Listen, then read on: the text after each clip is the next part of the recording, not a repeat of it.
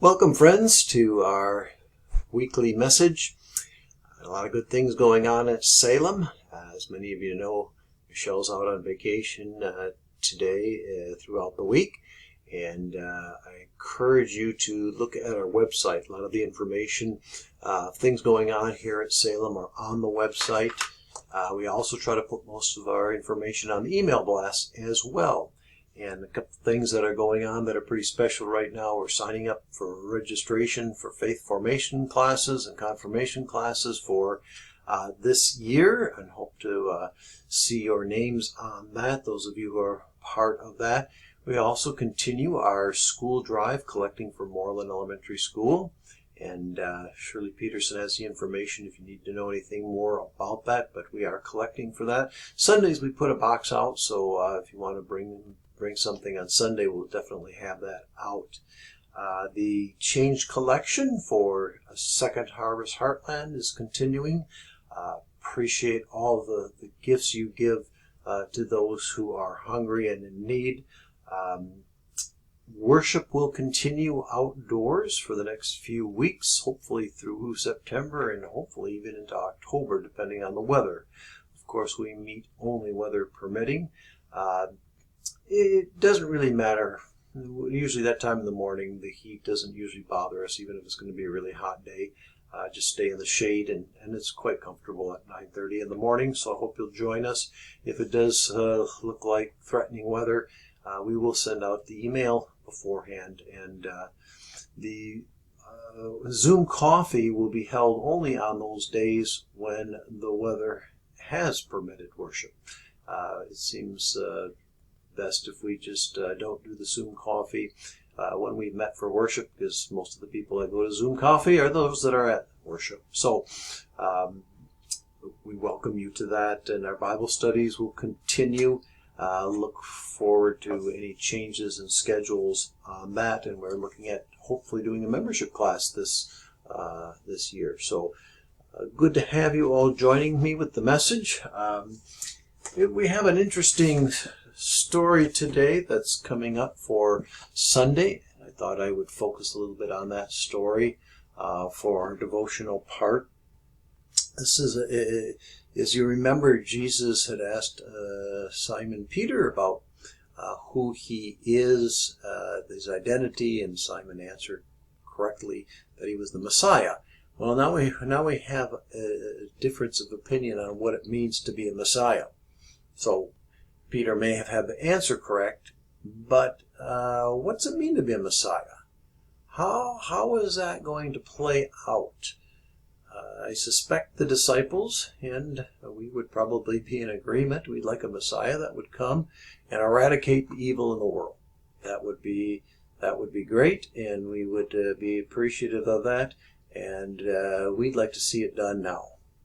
And ultimately it is done, of course, but in the meantime, we live in this world, and there is evil.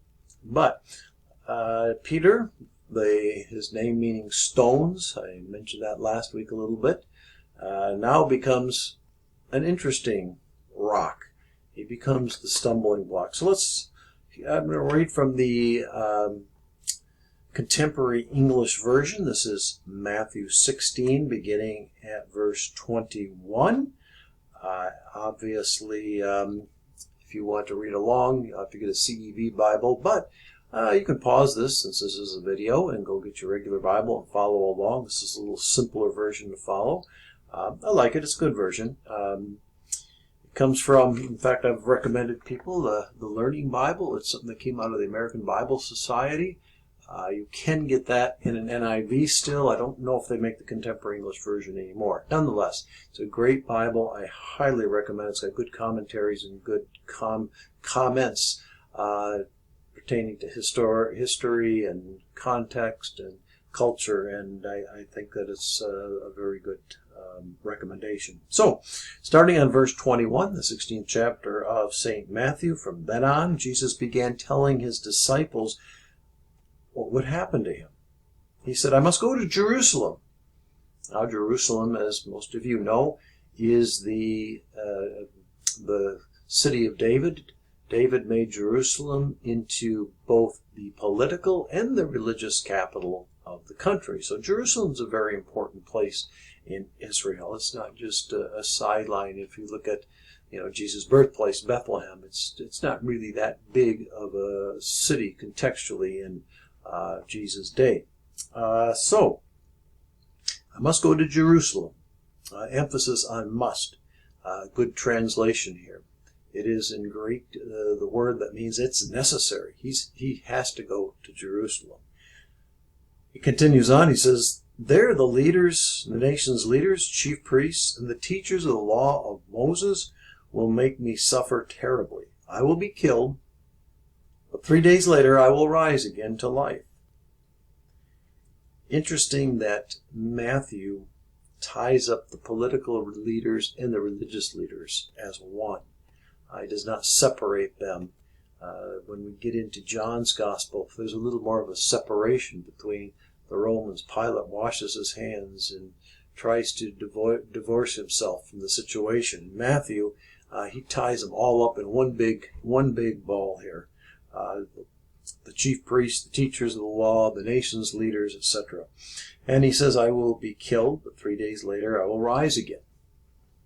Now, interesting that oftentimes we get hung up on the first part, but kind of forget the second part there. Peter took Jesus aside and told him to stop talking like that. He said, God would never let this happen to you, Lord. The never there, would never let this happen, is what they call a double negative in Greek. They use two words to combine to be what maybe your mother would say, never, ever, ever, ever, ever is this going to happen in this house. It is not going to happen, period. And that's the kind of emphasis Peter uses toward Jesus. Jesus turns to Peter and said, Satan, get away from me. You're in my way because you think everyone else like everyone else and not like God.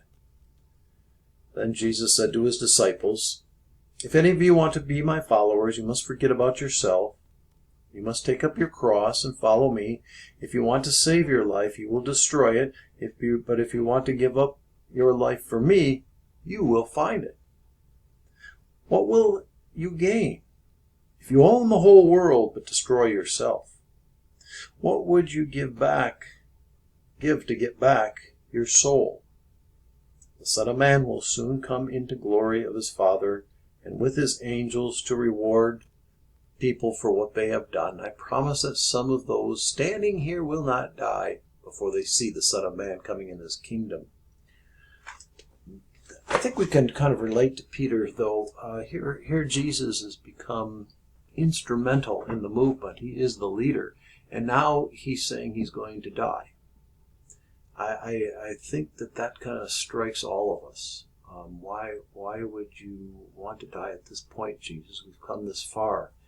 As we face death, we often think, well, is this something that is good that has come along or not so good? Think about recently the death of George Floyd.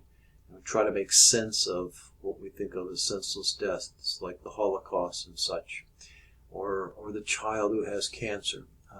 Those are tough things to resolve, and in a way Jesus becomes one of them. Why would you die now? What point would it be to die? You were to come to be the Messiah, and what they expected the Messiah to be was somebody who would be the king, who would take over to save their people from oppression. And the oppression was, of course, a physical oppression. Jesus is talking in much more spiritual terms. Nonetheless, we have that conundrum that the disciples find themselves in. And as we kind of try to resolve this George Floyd death situation, we ask ourselves, will it make a difference? Will it change anything? I think that's what people are calling for, no doubt, that it would change. And we think about Jesus' death. Jesus' death changed the world. Because the problem is with Peter is that he didn't listen to the second part of what Jesus said. At the third day he will rise again. And of course, if Jesus just remained dead, it would be just another martyr's death, and he might be in the list of many others who have died. But his resurrection becomes the life-giving form that we find that gives us hope to say, this isn't it. This isn't it. And when he says, will you give your life for this movement, as it was at the time, the question begs of us as well, will we give our life for that? And we will move toward that in the sermon, of course, to figure out what that means, how we can flush that out. But it gives us a start for the week to contemplate that. What does death mean to you in that sense? Is there a death that has a change? Are we ready to die? I mean, Thomas tells Jesus in the John's Gospel, before Jesus gives that wonderful promise that he's prepared many places for us. Thomas says, "No, Lord, I don't want you to go. In fact, I'll go with you. How about that? Well, I'll go along with you." Of course, this is very difficult for the disciples to understand, difficult for us to understand. So we'll work with that this week. Hope that you find this week one of those weeks that you find resurrection and hope. Focus on that second part of the statement that Jesus made, and we will see you on Thursday for our prayer service, where we will focus on the challenges of being a disciple. Thanks for joining me. Stay safe this week, folks.